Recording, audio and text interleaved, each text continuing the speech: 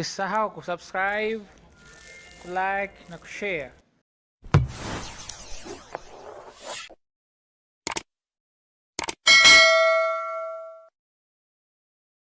Assalamu alaikum wa rahmatullahi wa barakatuh.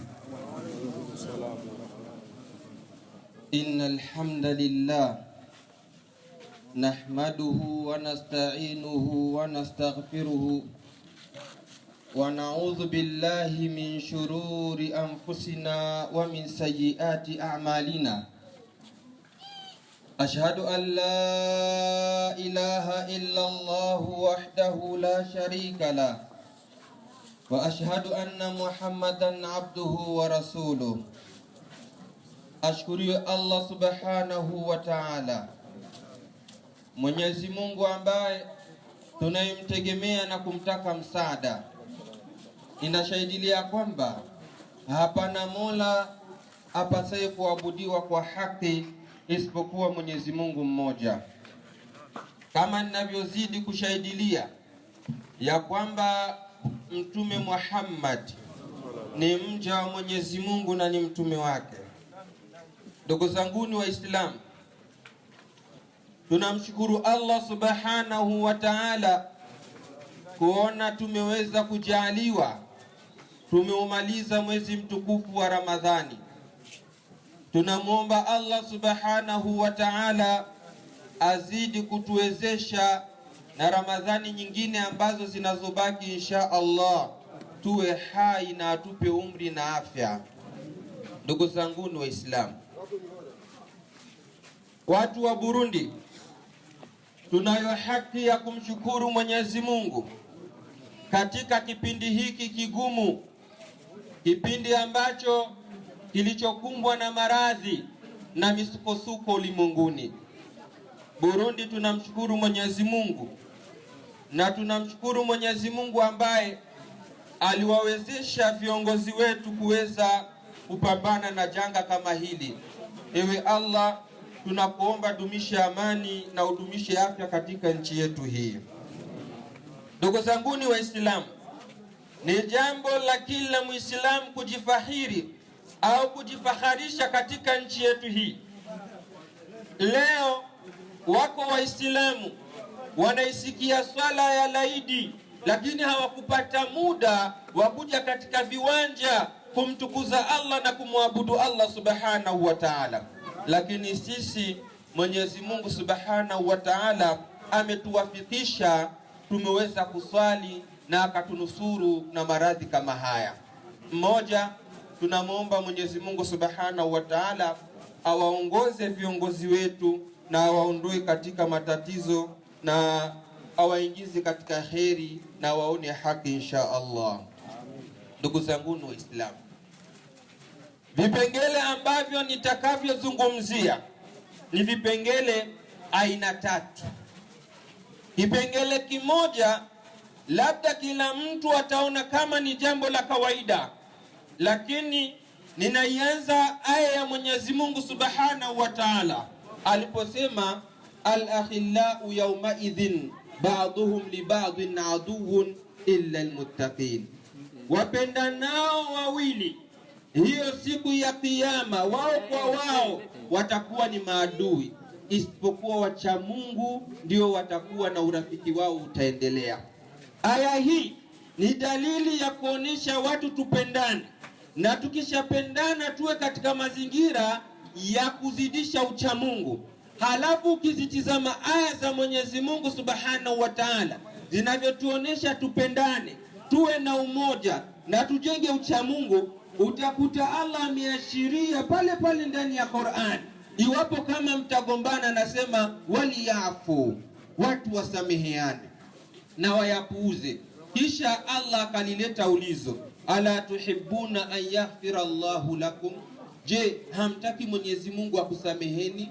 Hili ni ulizo Allah analileta kwa wale ambao wanaogombana, kwa wale ambao wasioelewana. Allah anataka watu waelewane, watu wapendane, pata kuwa kheri na Allah atakusameheni madhambi yenu. Tumsikilize kiongozi wa umma, Mtume wetu Muhammad sallallahu alaihi wasallam, anasema namna gani? Dabba ilaykum da'ul umami qablakum hakika nyie mmekumbwa, mmetambaliwa na maradhi ambayo yalikuwa katika nyumati zilizotangulia. Nayo ni maradhi gani ya Rasulullah? Akasema alhasadu walbaghdau, ni husda na chuki. Ndugu zanguni Waislamu, vitu viwili hivi, husda na chuki, vinaharibu maendeleo ya jamii. Husda na chuki vinaharibu maendeleo ya Uislamu.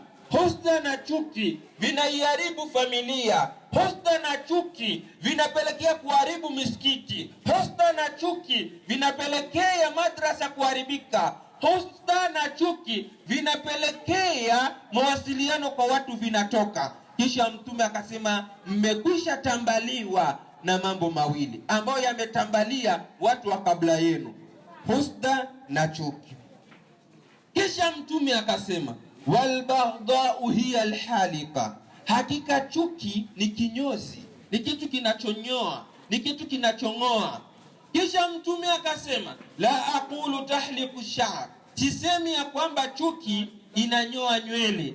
Mtume akasema hapana, akasema walakin tahliku din, husda na chuki vinanyoa dini. Chuki inanyoa dini, kuitoa dini, kuing'oa dini. Maendeleo wa Uislamu hayawezi kupatikana katika Uislamu wetu madam kuna chuki. Chuki ikitoka, Uislamu utaendelea. Uislamu utakuwa kwenye nuru. Uislamu utakuwa katika mafunzo mazuri.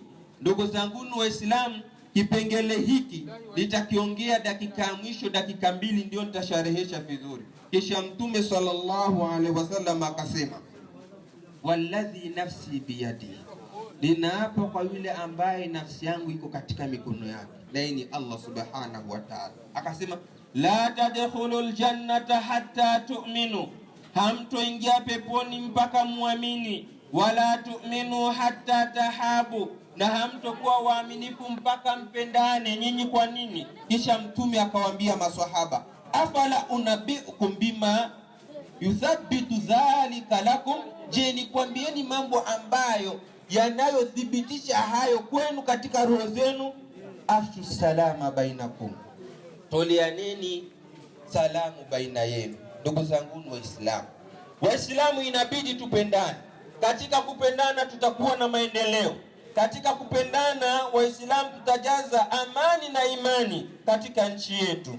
Hila imesemekana mathalul ukhuwati fillah, mfano wa undugu, watu kupendana kwa ajili ya Mwenyezi Mungu, kama thalil yadi wal ain, ni mfano wa mkono na macho, au mkono na jicho. Fa idha dama'atil ain, jicho likilia, likitoa machozi, masahati liyadu damaha, mkono unaona unapata uchungu, unapangusha machozi. Na macho, Allahu akbar, na mkono ukipata maumivu, umeumia mkononi, hisia za macho kwa mapenzi ya kuupenda mkono, machozi yanatoka. Angalia Waislamu, watu tukitaka kupendana tuchukue mfano wa mkono na macho. Macho yakitoa machozi, mkono unapangusha machozi, na mkono ukiumia, macho yanadondoa machozi. Lakini sisi kwa Waislamu hatuna mapenzi. Sisi Waislamu tunakoseana. Leo ukitizama jamii yetu, namna ambayo watu wanavyoishi, hata katika misikiti, nyumba za ibada, utamkuta imamu haelewani na maamuma, imamu haelewani na muadhini, imamu haelewani na jirani. Utakuta maamuma haelewani na imamu, maamuma haelewani na muadhini, jirani haelewani na jirani yake. Tumekumbwa na nini Waislamu? Lini Uislamu utaendelea? Lini tutakuwa katika mapenzi ya Allah subhanahu wa ta'ala? Hebu tuelekee katika mafunzo ya kiongozi wa umma, Mtume Muhammad sallallahu alaihi wasallam.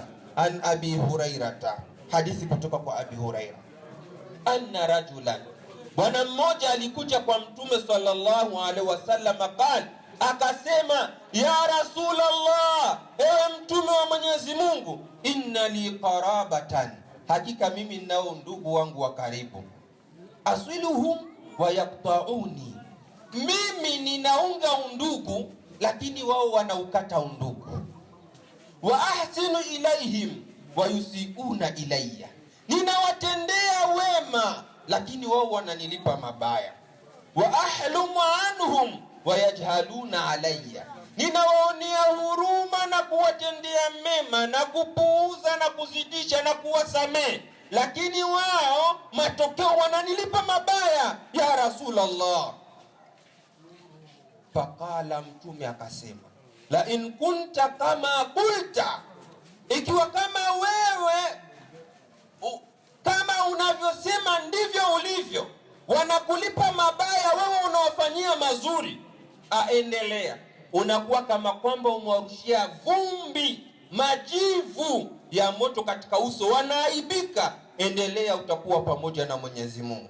Ndugu zangu ni Waislamu, kwanza inataka tupendane, tuwe na umoja na mapenzi. Baada ya hapo, kipengele cha pili ambacho kinachoingia, ulama uso, viongozi wanavyoni wabaya. Wanavyoni inataka tuwe na tabia nzuri, mashehe inataka tuwe na sifa nzuri. Kwa sababu gani? Ni wangapi miongoni mwa mashehe anawakumbusha watu kuhusu Mwenyezi Mungu, wanasi lillah, lakini yeye ni mwenye kumsahau Mwenyezi Mungu, hamkumbuki. Na ni wangapi wanawahofisha watu wamwogope Allah na waelekee kwa Allah, lakini yeye hamuogopi Allah. Na ni wangapi ambao wanawaita watu wamsogelee Mwenyezi Mungu, lakini yeye yuko mbali na Mwenyezi Mungu. Wanavioni tuwe na mfumo mzuri, tumpende Mwenyezi Mungu subhanahu wa ta'ala.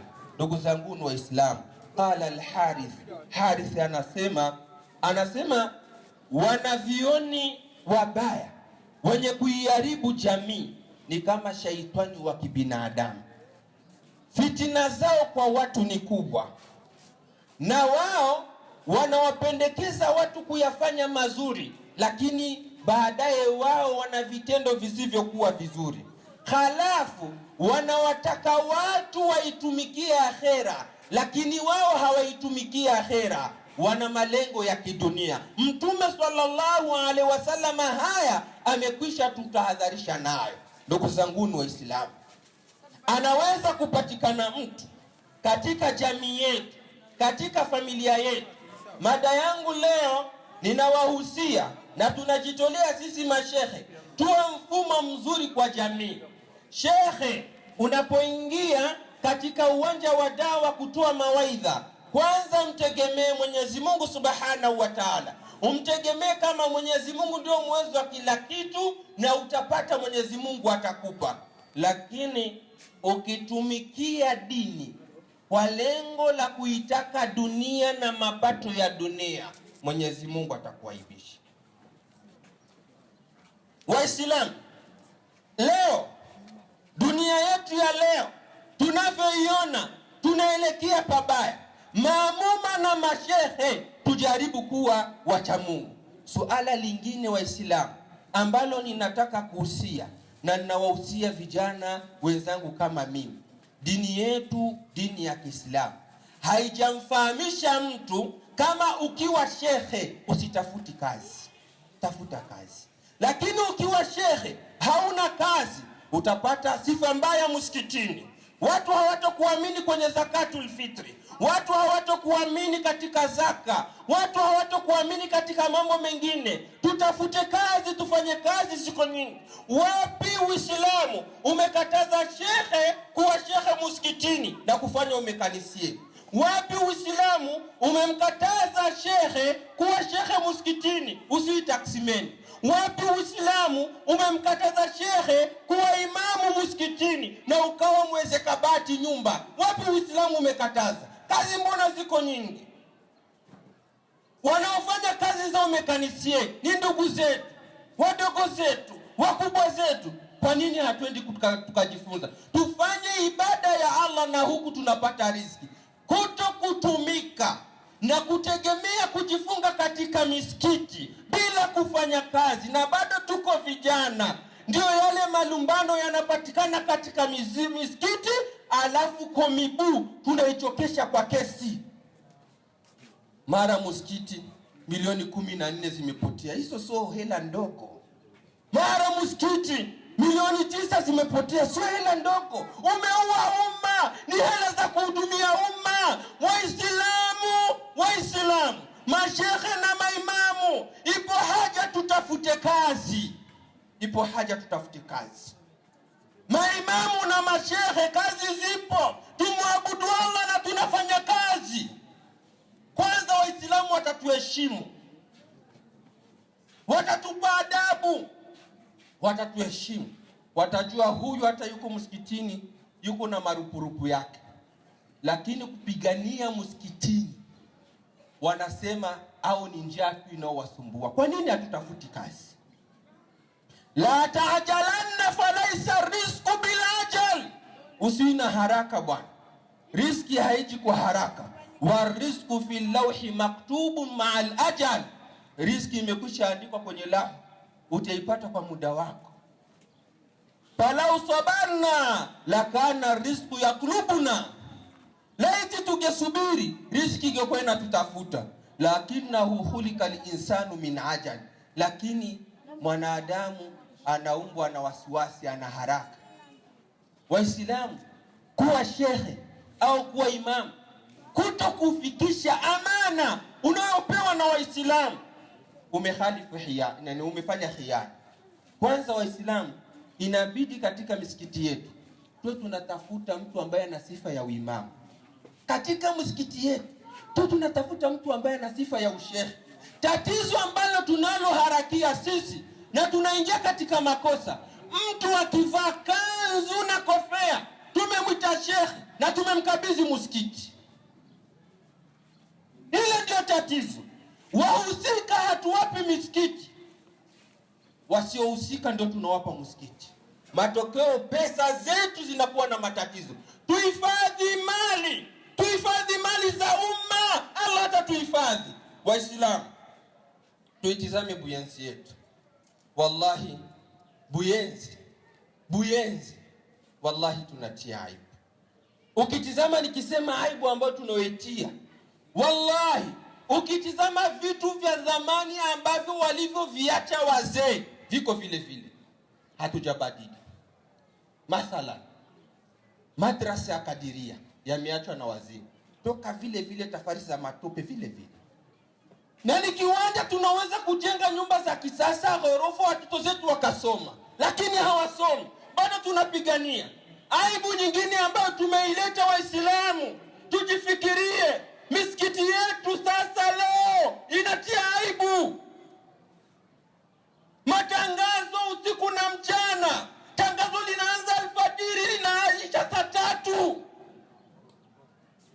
Mji mzima tunakana wasiokuwa Waislamu, tunatia aibu.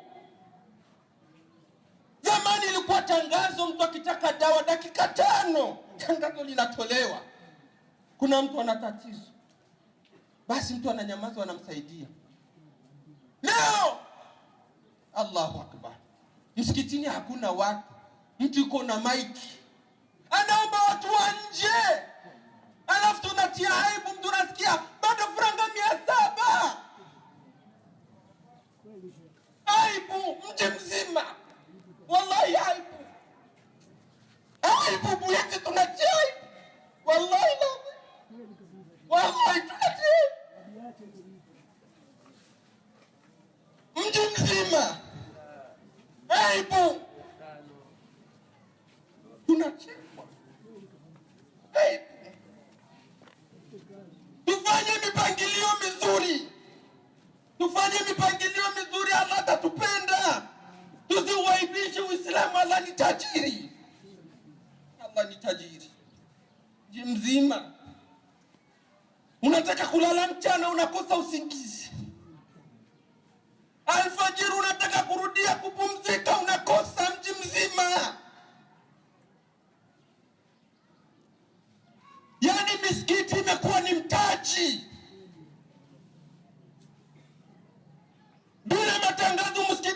tunaenda, lengo kubwa ni kumwabudu Allah. Tumwabudu Allah, tuache kuwaibisha Uislamu. Zamani misikiti ilijengwa, michango ilitolewa, sio kwa mfumo huu. Tujifunze mfumo, Allah atatupenda. Wallahi nayasema yako hai, yako hai. Buyenzi kuhusu misikiti kwa sasa haipendezi. Buyenzi kuhusu misikiti haipendezi, ni aibu tupu. Kuna wakati matangazo yanatoka mji mzima pesa. Wallahi unajifunza nitoke nende wapi, hata basi nikazungukie Buisa mpaka kelele ziishi.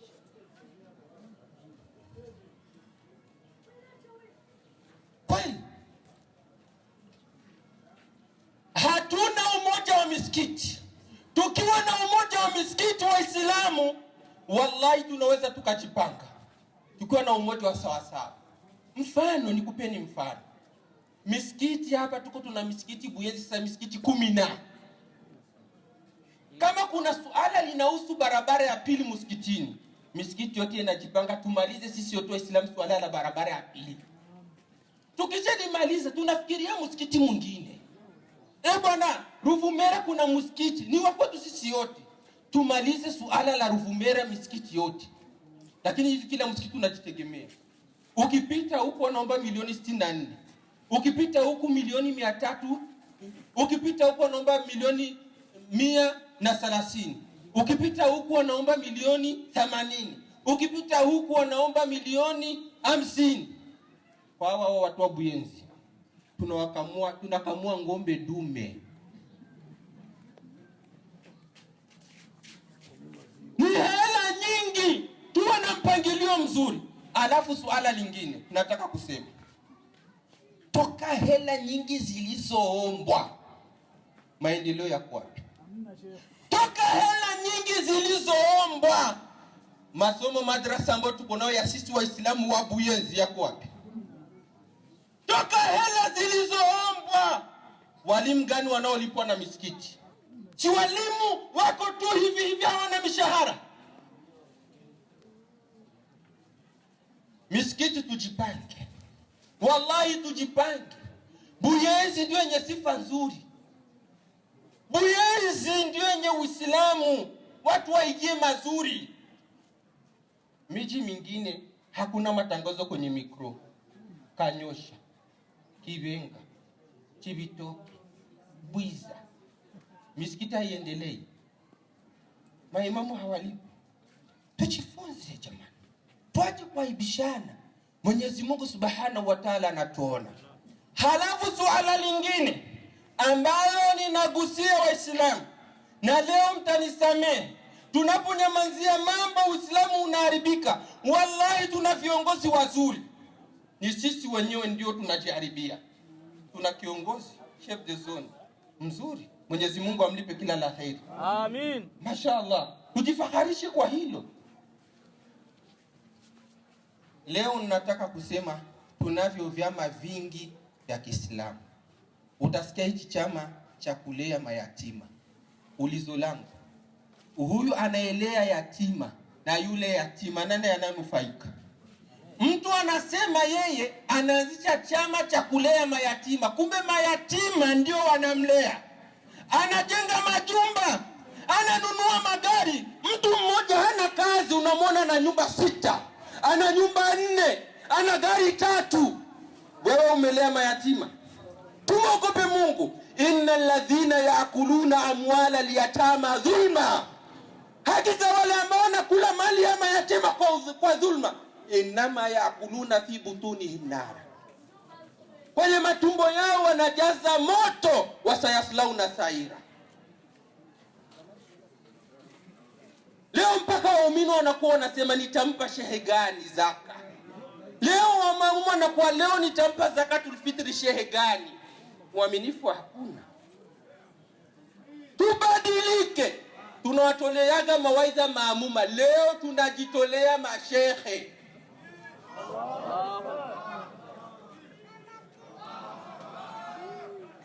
Mashehe tunataka tuwe na mfumo mzuri. Imekaa tu mashehe anakaa ni kufanya tu kampeni. Usimpendi kiongozi wa Kiislamu, usimpendi, ndio kampeni zenye ziko. Lakini mazungumzo ya zaka hakwambii. Zaka ikija inaingia tumboni. Usimpendi chef de zone. Uislamu hautaki hivyo. Wallahi nasema hivi, tuwapende viongozi wetu, wasitudanganye. Mimi ninampenda Sheikh, wallahi nakupenda, wallahi nampenda, na tumpende, ni Muislamu sote. Sheikh, sote muombe Mwenyezi Mungu msamaha kwa makosa ambayo tunamkosea usiku na mchana. Hakika ni Mungu mwenye kuwasamehe waja wake.